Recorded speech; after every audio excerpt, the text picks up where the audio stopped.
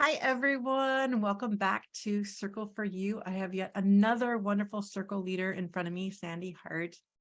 And I'm just so excited to have her here today. We also met at the Parliament, and I think that I just met so many wonderful people there that this is what drove my message that Circle is for everyone. It's for all you women out there. And what I want to do is bring on these leaders to show you how to make this accessible to you, how they did it, why they do it, and what the power of a women's circle and the energy that it creates. So Sandy, why don't you tell us a little bit about yourself? Oh, hi, Michelle. I'm so happy to be back in touch with you. It was so great to be at the Parliament of the World's Religions with you and we met in the Women's Village, which was so poetic. So I'm the founder of a women's interfaith organization called SARA, which stands for the Spiritual and Religious Alliance for Hope. I was started after the events of 9/11. The morning of 9/11, I heard Gather Women.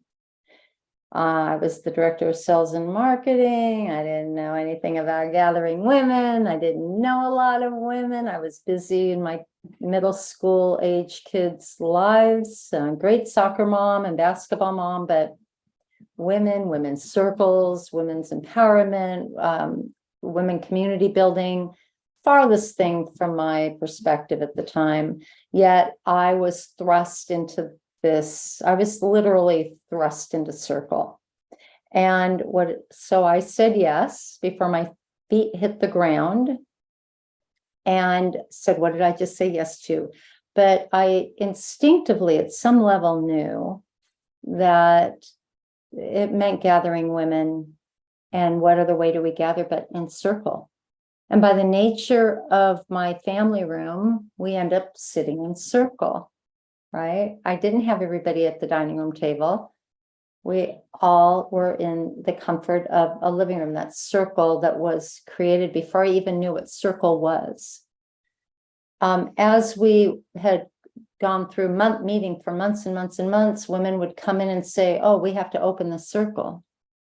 Oh, okay, what does that mean? Okay, we should have an altar. Oh, what's that? Let's not crosstalk. Let's all speak from our own perspectives. And then I find books on women's, circles, and Jean Shinoda Boland's book, Gather the Women and Save the World, Urgent Message from Mother, Gather the Women and Save the World. This little gem of a book, easy to read through, affirmed everything that was going on inside of me, what I was experiencing being in circle. So I'm really, I was a newbie. I knew nothing about circle, yet here I am holding circle. And we learned along the way. I learned along the way. Never from that moment on did not have a gathering without some form of an altar between us. Had a candle, had a bowl of chocolates. Women would come and bring their little talismans or their symbols of faith or anything that had meaning to them, maybe take off the ring and put it in the center so that the center was holding us. And it was sacralizing us being together. There was always an opening blessing or prayer, sometimes song, whatever is called to. And as a leader of this organization, I realized there is no leader of this organization because in circle, there is no head of the table, right? So, however, there is somebody responsible for holding space, responsible for sending out invitations, responsible for making sure the food is there, responsible for making sure everybody knows rules of dialogue and simple principles of circle, which are very simple. And it only takes one or two times. And then you hold that space and gently remind. And there's love and laughter, and everything is held in a very non-controlled, organized way. And everybody gets it. Everybody feels that way, and they feel the love. And so love is always a very important thing to open your door for. I always say, at the very first Sarah meeting, surprised the daylights out of me. The moment I opened the door and the first two women walked over the threshold because they came in together, these two women I had met. And I remember thinking hearing, get out of the way. Because I was the director of sales and marketing. I was kind of a control freak. I'm an organizer and I'm a great salesperson and I take up a lot of air in the room. I can keep any conversation going. And I heard, just get out of the way. You're not the center of this. And I'm like, okay, yeah. I don't think I actually told you that I was actually living in New York at the time of 9/11. No, you did not. And at the time, I mean, I was a student. I was actually a student at NYU. So I felt like I didn't know what to do. I kind of almost hid in my, I mean, I was a mile away from the center. And so I kind of like hid in my apartment for that whole weekend. A lot of my friends, everyone would Staten Island or other areas. And I was there. And you speaking this almost right now is like, it's always been in the back of my head. Like, I wish I could have done more being there, but I feel like this is the more is really changing how we look and do things. Like, I'm finally getting that voice, that calling to do this. And so before we get any further though, but because this is a circle kind of conversation, that I want to start by having you ground our audience and me and us together into this circle conversation before we go further. Because I ask everyone who I've been interviewing to do this because everyone does it a little bit differently. So I want to give people that this isn't you have to do it this way, but it's Right. you do it the way that flows from you. So if you would do us the honor of starting off this conversation into how you would ground a circle. Oh, thank you for asking that. Well, first comes the lighting of the candle, and then a blessing of some sort to sacralize and bring us all, synchronize our hearts. And sometimes that blessing can be silence. Sometimes it can be song. Sometimes I remember to ask somebody in advance. Sometimes I call them on the spot.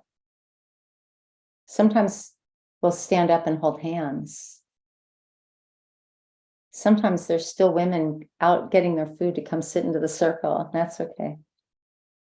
Be respectful of time. And we sacralize the circle. So there isn't, like you said, there isn't one way. As a matter of fact, there are never two circles that are alike, because there's always different women that may come. Even if it's the same women, we're coming with a different energy of the day or life experience of that day or what's going on in our lives or in the community or on the drive over to wherever we're meeting or on a Zoom call. So be open to that. This time calls for us to get out of the way and feel into what wants to happen. So that's how I open the circle.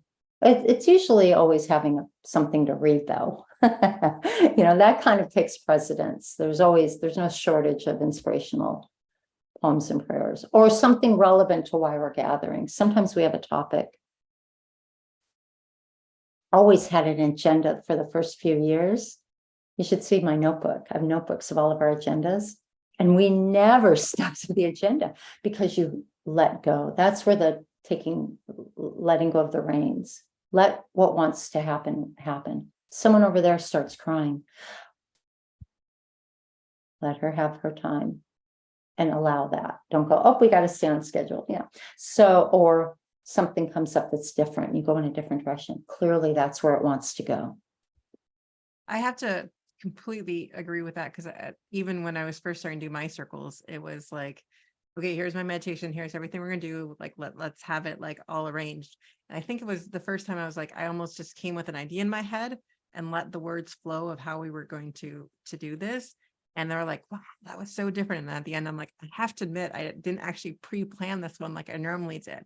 And I feel like that's the feminine energy coming out of us. And the more we release that and let go of that control, the more then we find out who we are inside. And I think that is what the circle brings out, if you agree with that. Oh, 100%. And I would say, and behind that letting go of control is recognizing the fear of why we don't want to let go. Yes. Why am I afraid that I'm not going to have enough to say or sound intelligent or be enough, which is such a condition of the women's psyche right now and the global psyche of women. So recognizing that, okay, I may stumble and not make any sense. No, That usually isn't what happened. You just finally, it comes out of your toes and it's like, did I say that? What a glorious true. feeling that you have to remember to check in on your fear.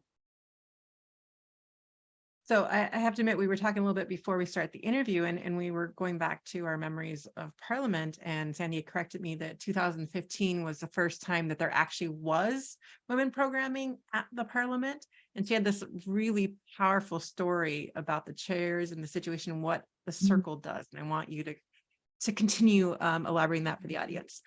Oh, thank you. Yeah, it was in Melbourne, at the Melbourne Parliament in 2009, where the production team asked everybody who was doing workshops, remember, they're all back to back with a 15-minute buffer window, don't move the chairs because it disrupts the flow of people coming and going. You have to, rearrange the room back and forth.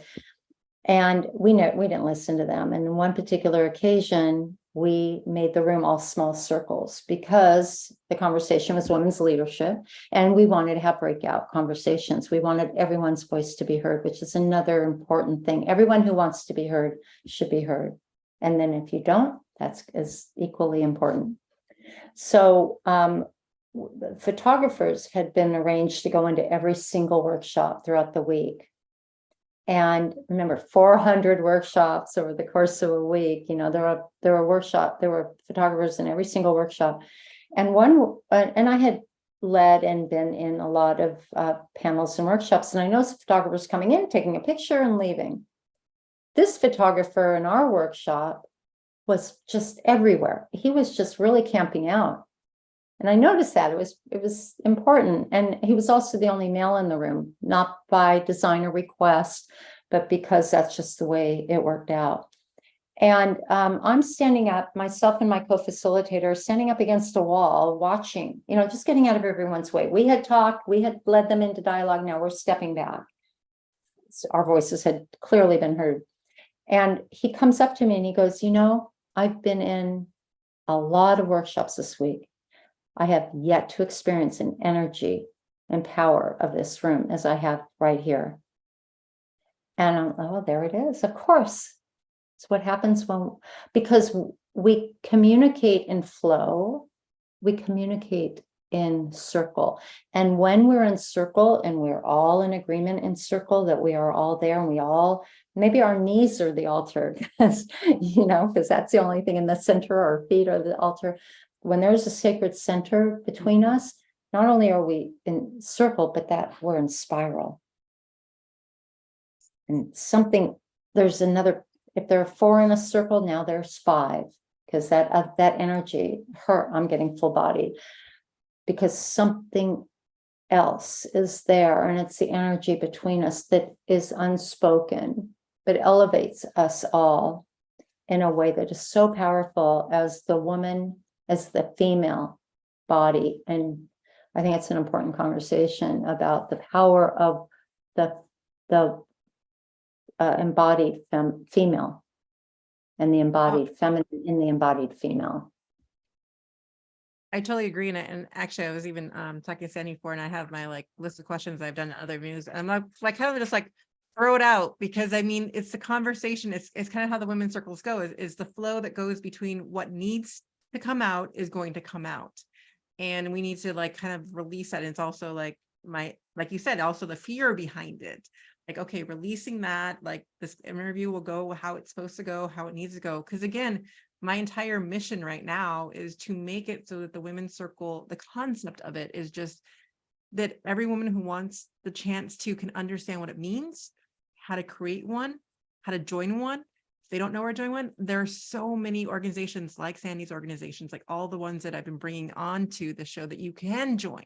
So I want this to be an limitless opportunity for us to join in circle, because what I really truly believe is the energy, as you were saying, comes forth the more that we create these circles. And that is the energy that changes the way we as women do things, the way we then react to our kids, the way we react to our spouses, the way we react to other women.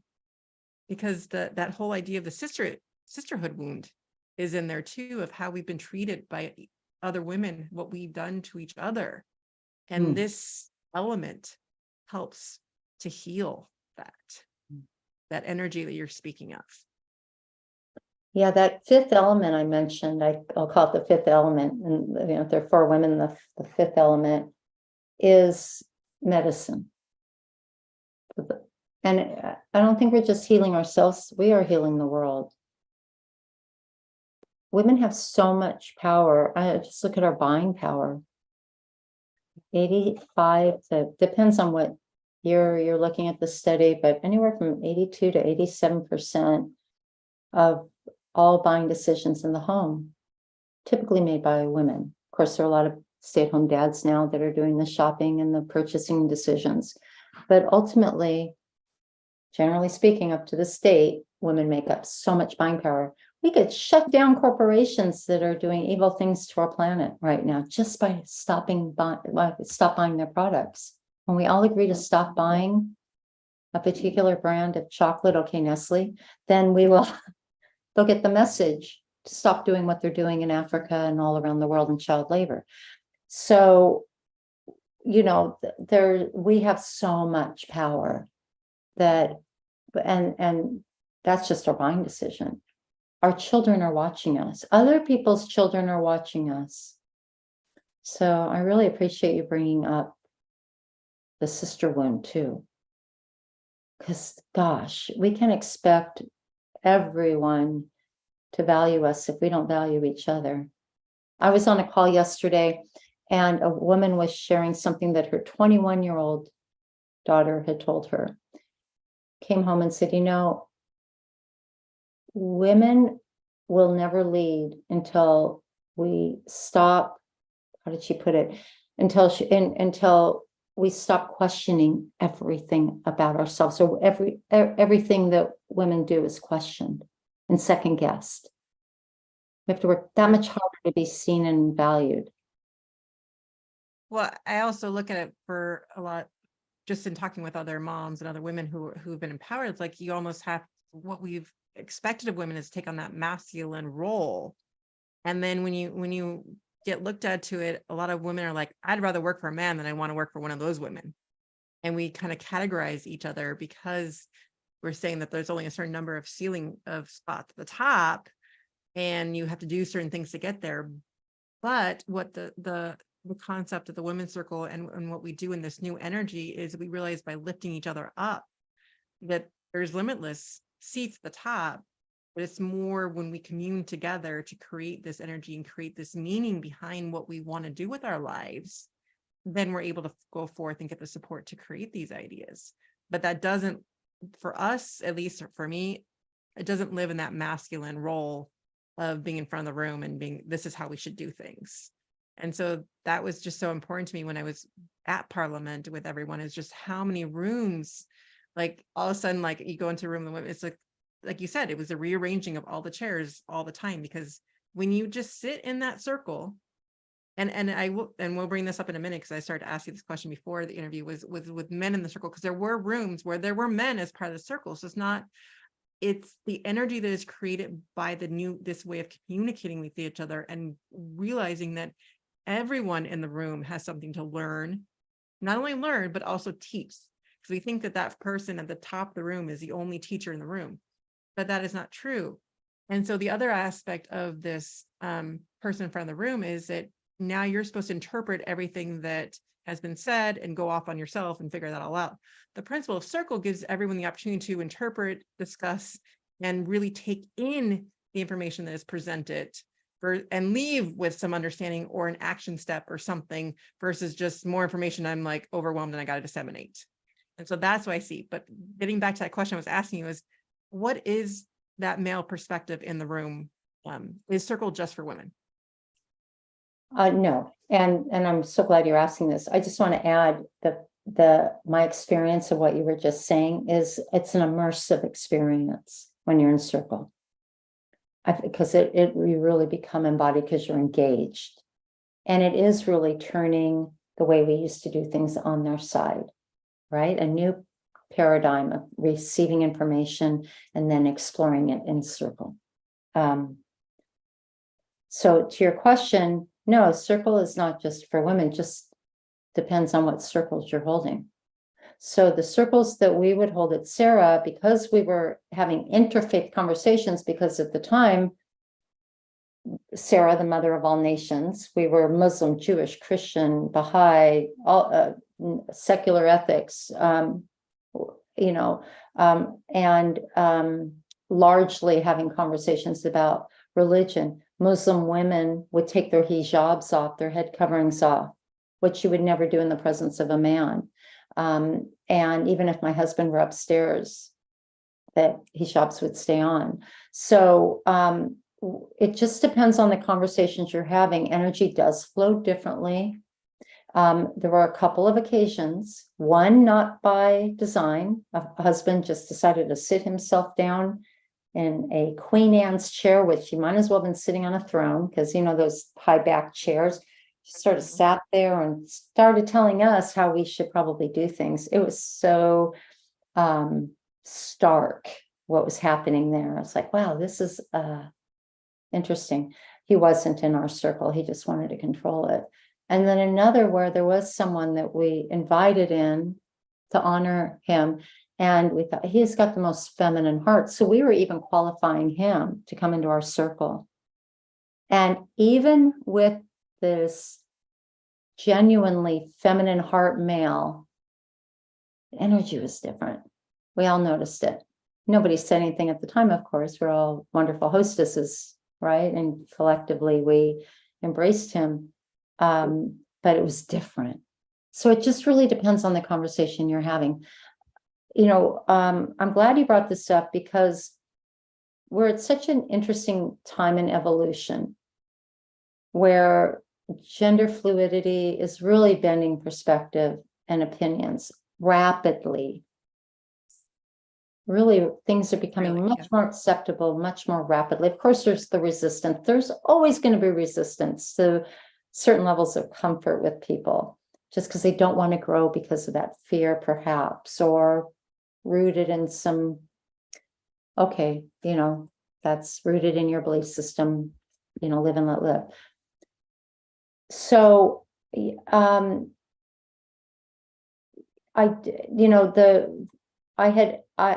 had written about this in my book, The Liminal Odyssey. I had written that, when, men are in the circle, it's good, but it's different.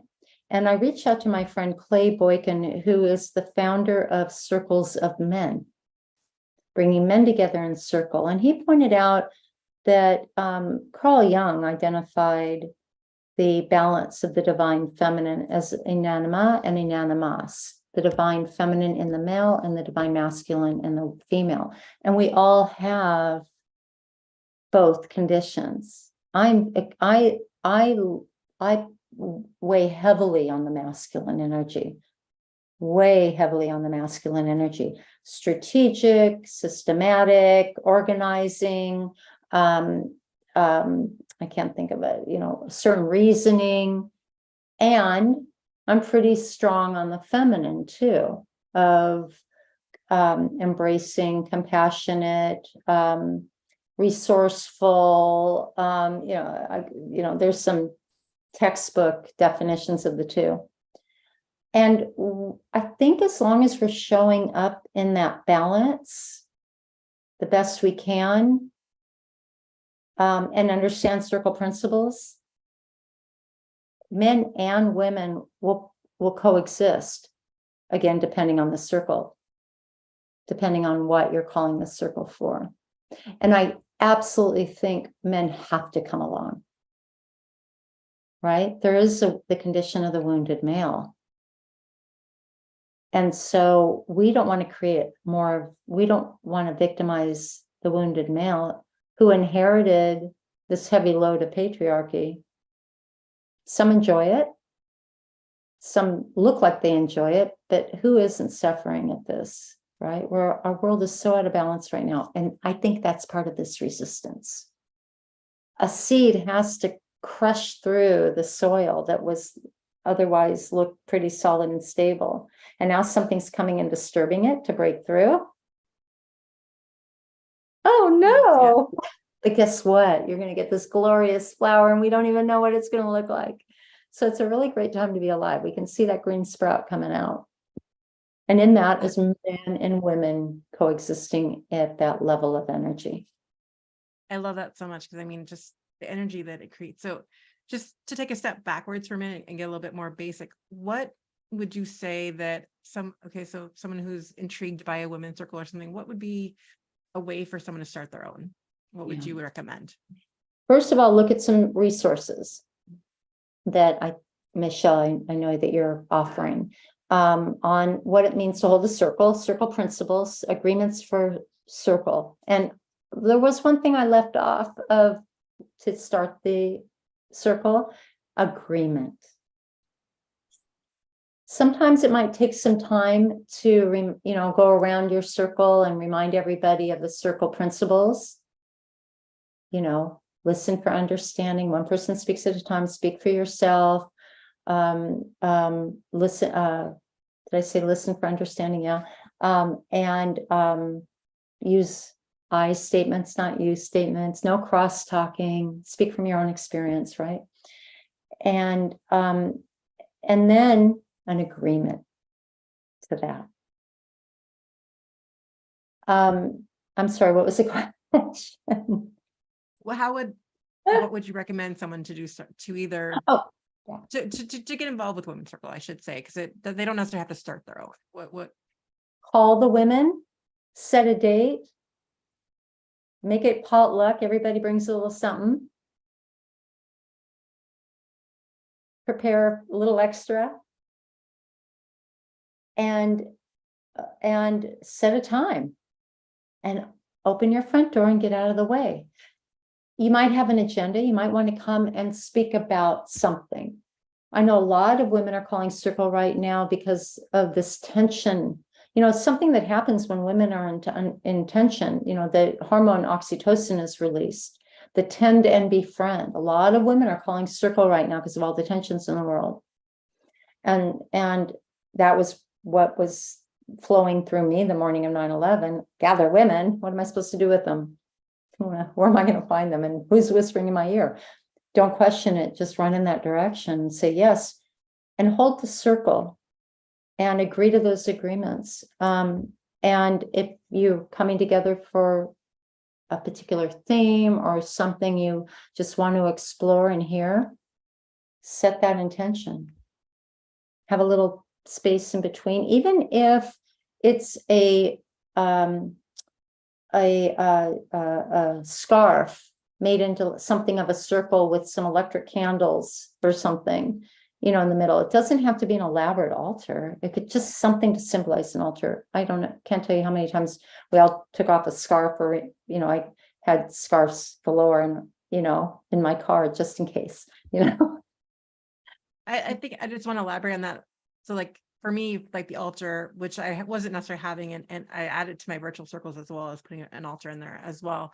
But I think it gives a place for the energy to go, and it comes from, and so that's the intention. And it's not, I don't want people to think that it necessarily has to be religious or anything. It's the intention behind the gathering of the women and where the energy is flowing and going, and what is the intention for tonight, because the point of circles is not just some casual conversation. I think that's just the main thing is this intentional conversation that we come together and we're creating this circle to create that energy. And that's why we have those principles and those agreements to facilitate this type of conversation, because it isn't how's the weather today or how are your kids doing. And we're used to those conversations. This goes deeper and sometimes uncomfortable.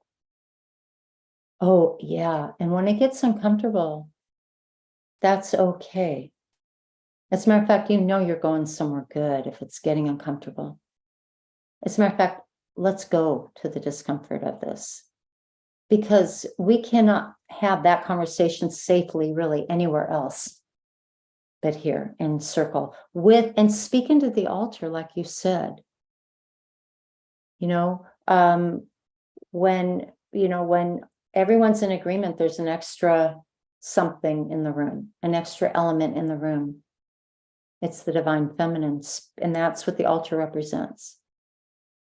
That divine feminine. And yeah, when I first heard altar, I thought religious altars sounds very Catholic. Yeah, Yes. it isn't. Oh, it goes, it's beginning of time. From the beginning of time, the first way anybody organized was in circle. Yeah. I think just putting on is that it's a way for us to have our focus. And so the altar becomes that focus for that circle. But I know that we are running out of time today, but we could go on forever and we'll probably be doing this again. I have a feeling because we can go so much more in depth. But again, the concept of these conversations is just to demystify what a women's circle is. And again, we're just looking at that we're having an intentional conversation. We're having some sort of middle altar that we're having this intention with, and we're abiding by these principles so that we can have those deep conversations as uncomfortable as they are, but as safely as possible to release these, because it really does come down to that feeling of safety to be able to have this conversation. Creativity cannot exist where there is not trust and security. Really exist. And that's what you want. You want to bring out a condition of being together that wouldn't exist anywhere else because you're in circle now. It's something different. It's an understatement. Yeah, it's powerful beyond measure. It really is. Even if you're on, it can exist on Zoom too. I've been doing many Zoom circles as well. Yeah. On that note, how would you end a circle to give some other ideas to that? There was one more element I failed to mention real quick, and then I'll answer your question. We also had an ouch policy because we were having those difficult conversations about nationalism and religion because we were interfaithful. So we had a policy, an ouch policy, and there was something like, like a stick or a talking stick. A lot of circles use talking sticks. That way, hey, I've got the floor now. And then you say your complaint and put it down. But a lot of people will use a talking stick or something and hold up and go, ouch. Like something you just said, really, we need to stay here.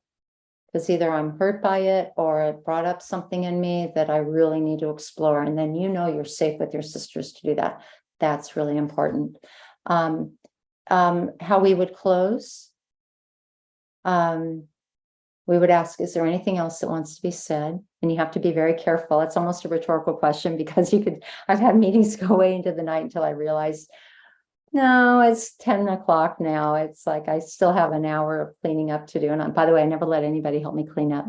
You can. I just love that energy kind of bring me down. We close with a blessing. We close the same way we started. And you might refer to an opening and a closing opposite. When you close the circle, you make it complete. It's now sanctified. When you open it, everyone goes. So, but that's only a recent new thing. So whatever works for you, whether you're opening it or closing it, you are coming to an important closure and maybe an agreement with what's going to happen next, right? But then the closure is always complete. Our circle is complete is the last thing we say. Love that. Just one last thing, Sandy, so you can remind them where they can about your website and where they could find you. They'd like to join one of your circles. Yeah, thank you. We have one coming up on October 28th. And we're going to be speaking about women in leadership, actually. So come on. It's part of our monthly series. It's sarahforhope.org, and that's SARAH, the number 4, hope.org, or sandehart.com. It's another way of reaching me. But sarahforhope.org will be your fast pass to Sarah.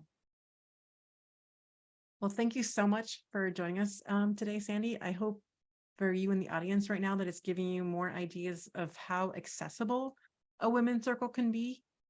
But what I really want to get across to you is the power behind it and why I'm even having these conversations, because I want more people, not just women, but more people. And a lot of times women, we do need to start in the women's circle because our comfort to get to use that.